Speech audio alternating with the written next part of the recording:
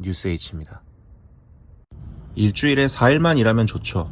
안 그런 사람이 있을까요? 최근 한 경제미디어에서 2030 세대 2200명을 대상으로 설문조사를 진행했습니다. 결과는 압도적이었습니다. 응답자의 무려 83.8%가 주 4일제가 필요하다고 답했습니다. 이유는 단순합니다. 쉬고 싶다. 자기 개발을 하고 싶다. 가족과 시간을 보내고 싶다. 우리가 뉴스나 소셜미디어에서 매일 보는 이야기들입니다. 그런데 똑같은 설문조사에서 가장 걱정되는 부작용을 물었을 때 1위로 나온 응답이 무엇이었을까요? 바로 임금이 줄어들까봐 걱정된다 라고 답한 사람이 47.7%였습니다. 참 아이러니하지 않나요? 일하는 날은 하루 줄어들길 바라지만 내가 받는 월급은 단 1원도 깎이지 않기를 바랍니다. 과연 이 두 가지 조건은 동시에 존재할 수 있을까요? 아니면 우리는 주 4일제라는 달콤한 단어 뒤에 숨겨진 진짜 경제적 대가를 외면하고 있는 걸까요? 많은 사람들이 주 4일제를 이야기할 때 심각한 착각을 하곤 합니다. 정부나 국회가 법을 만들고 회사 사장님이 결단만 내리면 내 삶의 질은 올라가고 통장 잔고는 그대로 유지될 거라는 착각이죠. 하지만 현실에서 월급이라는 건 누군가 기부하듯 선심 써서 주는 돈이 아닙니다. 경제학에서 임금이 결정되는 원리는 아주 명확합니다. 내가 1시간 동안 만들어낸 가치, 즉 생산성과 일한 시간의 곱입니다. 이걸 원화 단위로 쉽게 바꿔서 설명해 보겠습니다. 여러분이 사장이라고 한번 생각해 보세요. 여러분 회사에 직원 A가 있습니다. 이 직원은 하루 8시간 일해서 매일 10만원어치 제품을 만들어냅니다. 여러분은 이 직원에게 일한 대가로 급여를 줍니다. 그런데 어느 날 법이 바뀌어서 이 직원이 하루 6시간만 일하게 됐습니다. 일하는 시간이 줄었으니 만들어내는 제품은 7만원어치로 줄었습니다. 자, 사장인 여러분은 7만원어치를 생산한 직원에게 이전처럼 10만원의 월급을 그대로 주실 수 있을까요? 회사가 버는 돈이 줄었는데 월급은 그대로 달라.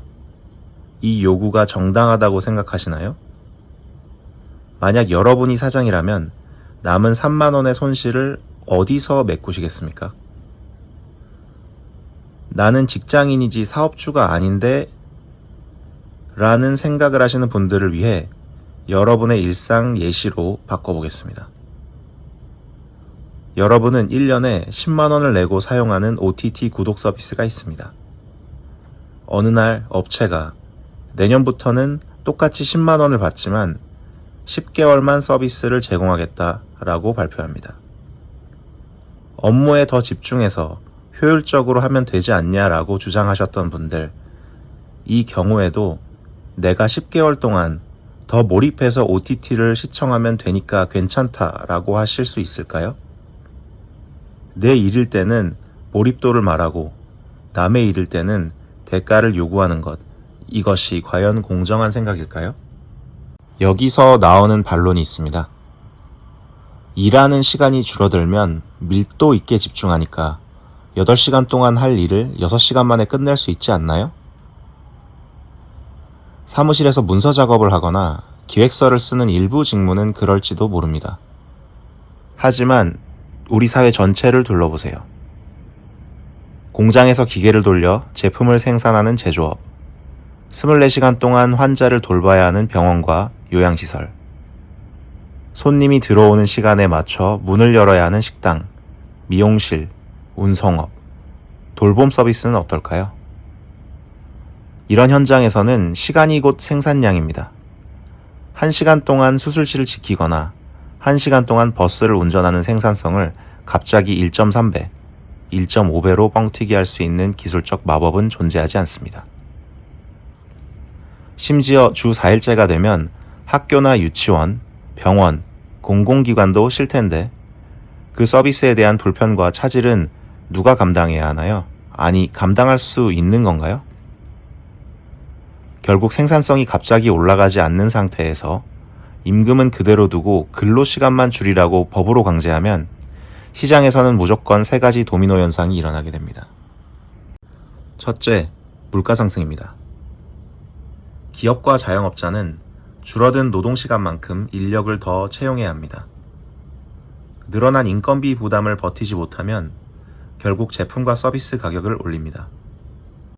내가 일하는 시간은 줄어서 좋을지 몰라도 퇴근 후 먹는 국밥값, 미용실 비용, 택시비, 공공요금이 전부 오릅니다.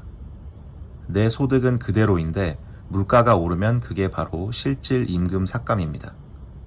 둘째, 고용 축소와 양극화입니다. 인건비 폭탄을 감당할 수 없는 영세 기업이나 자영업자들은 고용을 줄이거나 아예 문을 닫습니다. 대기업이나 정규직 노동자는 혜택을 볼지 몰라도 중소기업, 비정규직, 프랜차이즈 현장 직원은 일자리 자체를 잃게 됩니다. 셋째, 덜 일한 만큼 덜 받게 되는 당연한 결과입니다. 누군가는 임금 감소를 엄청난 부작용이나 피해처럼 말합니다. 하지만 근로시간이 줄었는데 급여가 줄어드는 것은 부작용이 아니라 일한 만큼 대가를 받는 지극히 당연하고 합리적인 시장의 원리입니다. 기업이 자선사업가도 아닌데 줄어든 생산량을 감수하면서까지 이전과 동일한 돈을 줄 이유는 어디에도 없습니다. 세상에 공짜 휴식은 없습니다. 누군가 일하는 시간을 줄였는데 임금이 그대로라면 그 비용은 물가 상승이나 세금 혹은 다른 누군가의 희생으로 사회 전체가 나눠 짊어지게 됩니다. 더 큰 문제는 이 제도를 법으로 강제하자는 주장입니다. 만약 주 4일제가 법으로 강제되지 않는다면 시장에는 다양한 선택지가 존재할 수 있습니다. 나는 돈을 조금 덜 벌더라도 내 시간을 갖고 싶다 하면 주 4일, 주 3일, 주 2일, 주 1일 일하는 직장을 선택하면 됩니다.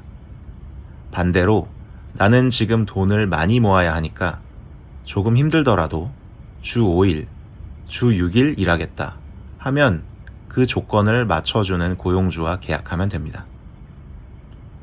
고용주는 이윤 창출을 위해 노동력이 필요하고 근로자는 생계를 위해 돈이 필요해서 만난 자유로운 계약관계입니다.